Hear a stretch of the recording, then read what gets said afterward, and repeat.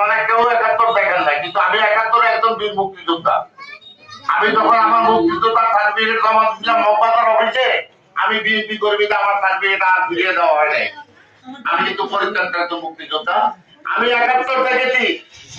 এই জামাত শিবির ৭১ ছিল রাজাকার।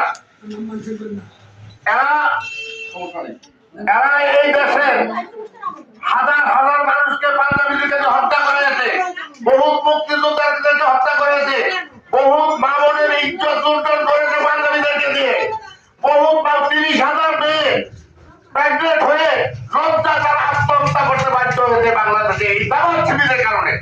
আর তারা জান্নাতের টিকিট পেয়ে গেছে।